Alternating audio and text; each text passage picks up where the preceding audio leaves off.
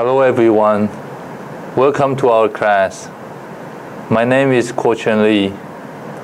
In today's sections, we will talk about file sharing and security.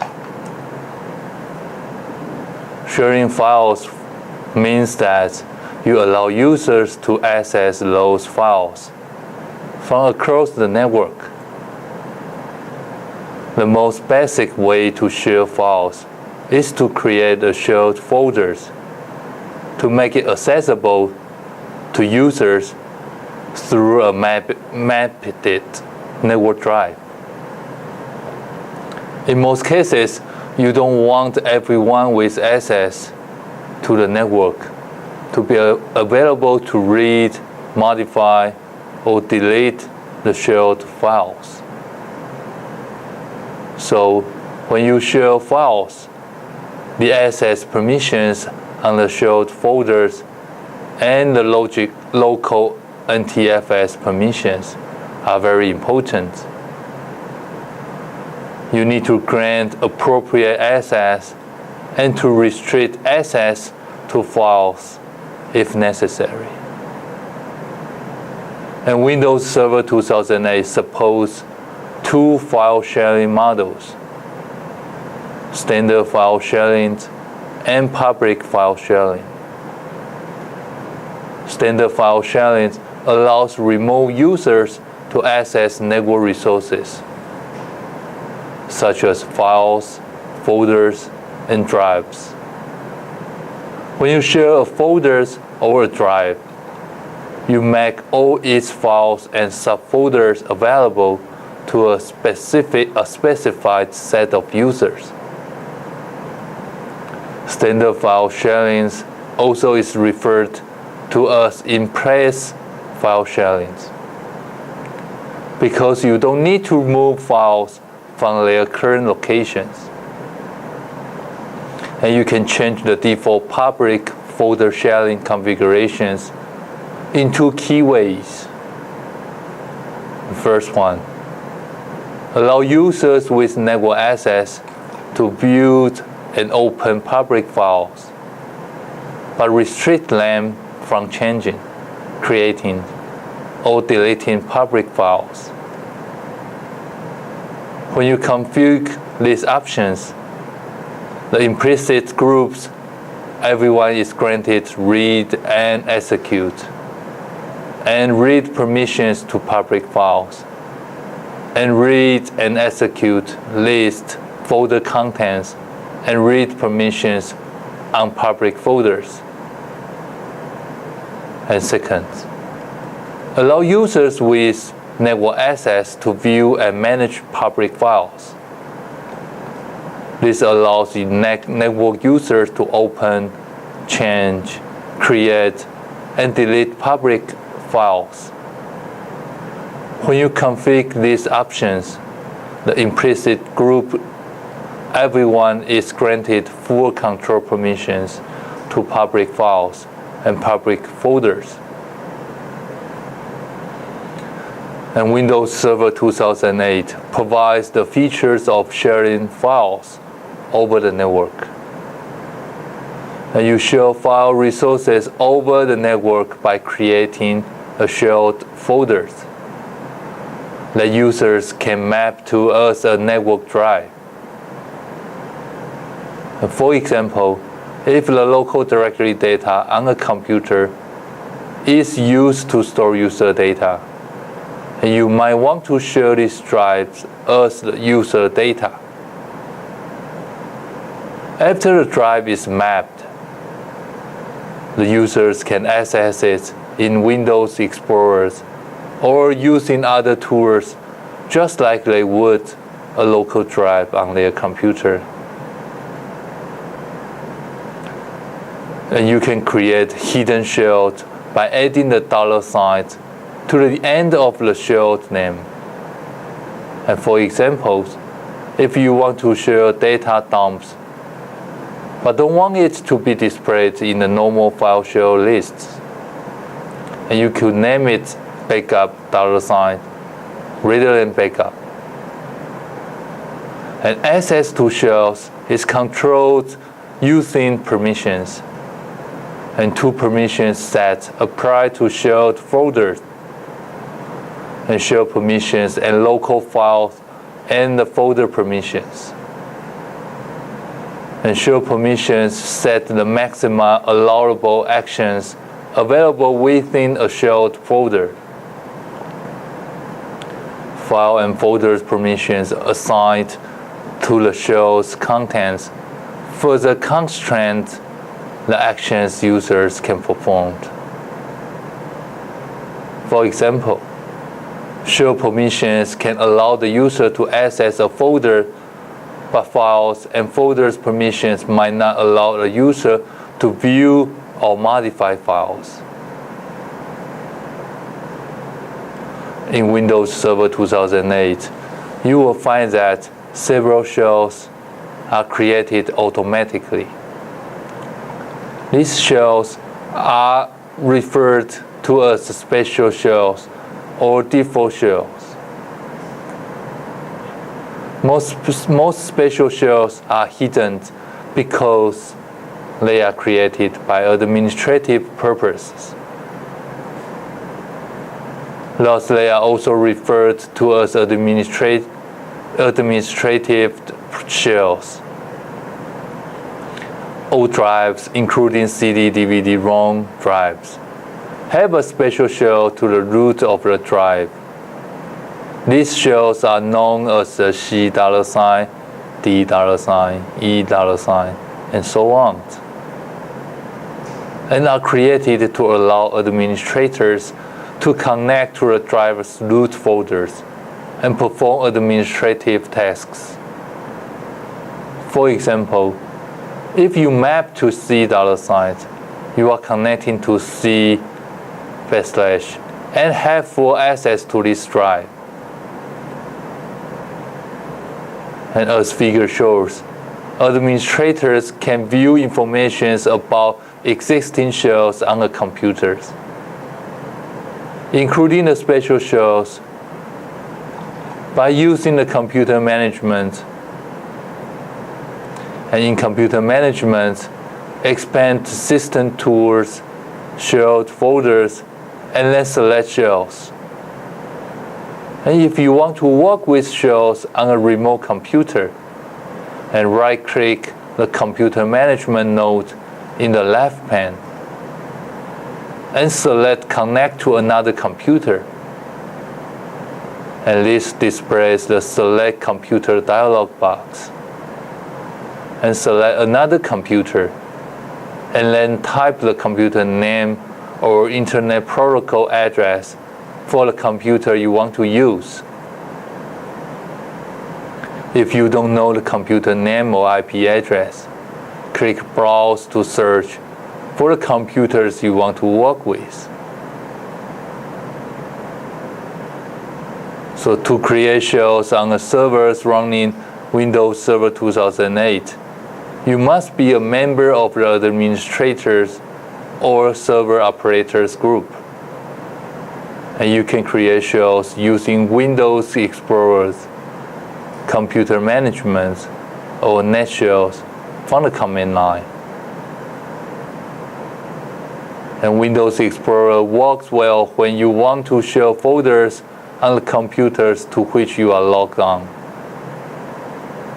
And using the computer management, you can share the folders on the local computers and on any computers to which you can connect.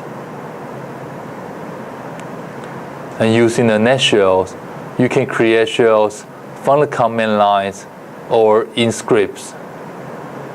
Type netshell / at the command prompt for details on using these commands.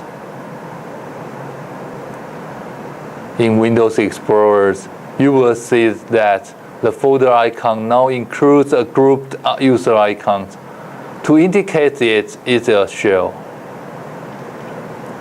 If you click the shell buttons on the sharing tab, when sharing is already configured, you will see a different view of the file sharing dialog box. This view enables you to first change sharing permissions. Clicking Change Sharing Permissions displays the original view of the file sharing dialog box. And you can grant access to additional users and groups as discussed previously. To remove access for users or group, select the users or group in the name list and then select Remove. When you are finished making changes, click Share to reconfigure the sharing options and then click Done. Second, Stop Sharing.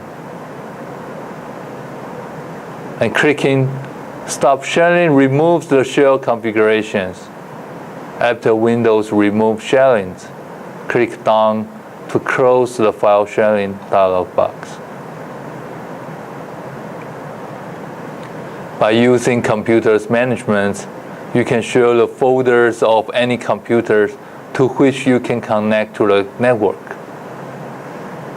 And this is handy for when you are sitting at your desk and don't want to have to log on locally to share a server's folders.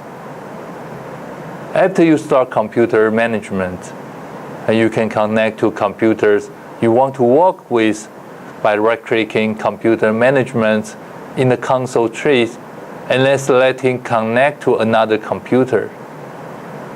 And use the Select Computer dialog box to choose the computers you want to work with. When you are finished, expand System Tools, Shared Folders, and then select shells to display the current shells on the systems you are working with. As discussed previously, Windows Server 2008 has two levels of permissions for shared folders: shared permissions and files and folders permissions. Shared permissions are applied anytime you access a file or folders over the network.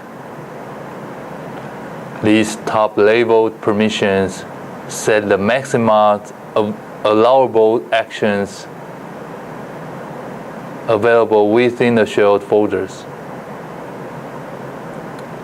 Although shared permissions can get you in the door when you work remotely, the files and folders permissions can further constrain access and allowable actions. With shared folders, you use the shared permissions to set the maximum allowed access level. Shared permissions are applied only when you access a folder remotely, and they can be used to grant access directly to users or implicitly through the groups to which users belong. The shared permissions available are as follows. First, full controls. By granting these permissions, users have read and change permissions, as well as the additional capabilities to change files and folders permissions and take ownership of files and folders. And second, change. By granting these permissions, users have read permissions and the additional capability to create files and subfolders, modify files, change attributes on files and subfolders, and delete files and subfolders. Third, read. By granting these permissions, you allow users to view files and subfolders names, access the subfolders of the shell, read file data and attributes, and run program files. And the easiest way to configure shell permissions is to use computer management. After you start computer management, connect to the computer you want to work with by right-clicking Computer Management in the console tree and then selecting Connect to another computer. Then use a Select Computer dialog box to choose the computer you want to work with. When you are finished, expand System Tools Shared File Folders, and then select shells to display the current shells on the systems you are working with. To view or manage the permissions of a shell, right-click the shells and then select Properties. In the Shell Properties dialog box, click the Shell Permissions tab, as shown in figures, and you can now view the users and groups that have access to the shell and the type of access they have. And you can sync up file and the folder's permissions as the base label permissions. For NTFS balance, you use file and folder permissions and ownership to further constrain actions within the shell, as well as shell permissions. For FAT balance, shell permissions provide the only access control. The reason for this is that the FAT balance have no file or folder permissions capabilities. And you can take ownership using the file or folders probabilities dialog box. And right-click the file or folders and then select Properties on the Security tab of the Property dialog box. Display the Advanced Security Settings dialog box by clicking Advanced.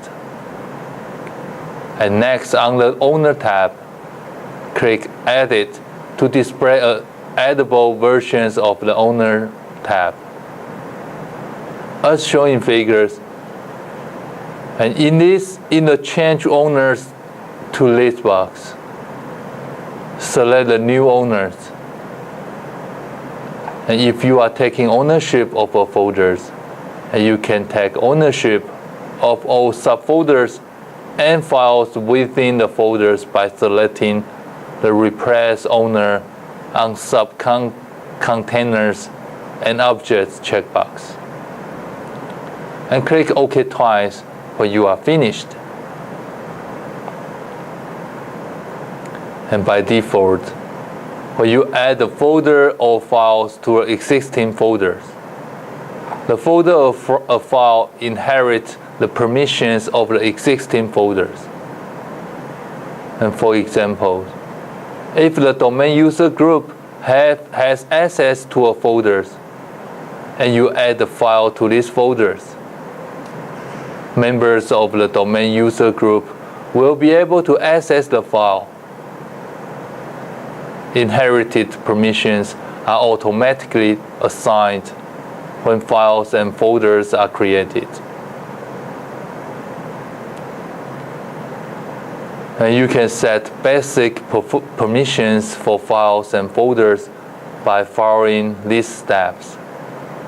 First, in Windows Explorer, right-click the file or folders you want to work with and select Properties.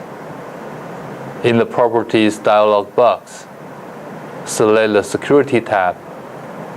And second, and click Edit to display an editable version of the Security tab. Users or groups that already have access to the file or folders are listed in the Name List box. And you can change permissions for these users and groups by selecting the user or group you want to change, and then using the Permissions list box to grant or deny access permissions. Third, to set the access permissions for additional users, computers, or groups, Click Add. This displays the Select User, Computers, or Groups dialog box. Fourth, the Location button allows you to access accounts named from other domains. And click Locations to see a list of current domains, trusted domain, and other resources that you can access. And because of the transitive trust in Windows Server 2008, and you can usually access all the domains in the domain trees or forest. And when you click OK, the users and the groups are added to the name list for the file and or folders. Configure access permissions for each user or group added by selecting an account name and then allowing or denying access permissions. If a user or group should be granted access permissions, select the checkbox for the permissions in the Allow column. If a user or group should be denied access permissions, select the checkbox for permissions in Deny column. And navigating the complex maze of permissions can be daunting even for the best administrators. Sometimes it won't be clear how a particular permission set will be applied to a particular user or group. If you ever want to know exactly how the current permissions will be applied to a particular user or group, and you can use a handy tool called Effective Permissions. Effective permissions does have the following limitations. First, you need the proper access permissions to view the effective permissions of a user or group. That goes without saying, pretty much. But it is important to point out. And second, you cannot determine permissions for global or universal security groups. They are nested in domains local groups. For example, by default, users has access to most folders, and one of its members is domain users,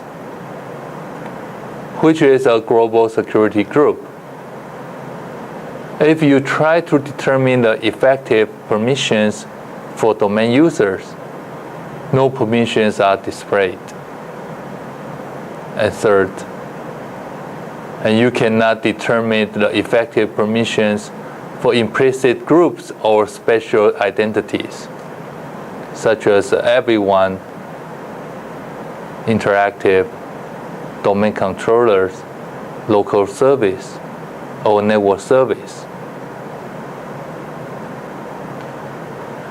And access permissions will only help protect data. They won't tell you who deleted important data or who was trying to access files and folders inappropriately. To track who accessed the file and folders and what they did, you must configure auditing for files and folders access. Every comprehensive security strategy should include auditing. To track file and folders access, you must first enable auditing. Second, specify which files and folders to audit. Third, monitor the security logs. To enable auditing of files and folders for a specific computer, start the local security policy tools by clicking Start All Programs, Administrative Tools, and Local Security Policy, expand local policies, and then select Audit Policy, as shown in figures. And next, double-click Audit Object Access. This displays the Audit Object Access Properties dialog box. Under Audit List Attempts, select the Success checkbox to log successful access attempts, the Value checkbox to log failed access attempts, or both checkboxes, and then click OK. And this enables auditing, but it doesn't specify which files or folders should be audited. And after you have enabled Audit Object Access, and you can set the label of auditing for individual folders and files. This allows you to control whether and how folders and files usage is tracked. And keep in mind that auditing is available only on NTFS volumes. In addition, everything discussed about inheritance applies to file and folders as well. And this is a good thing.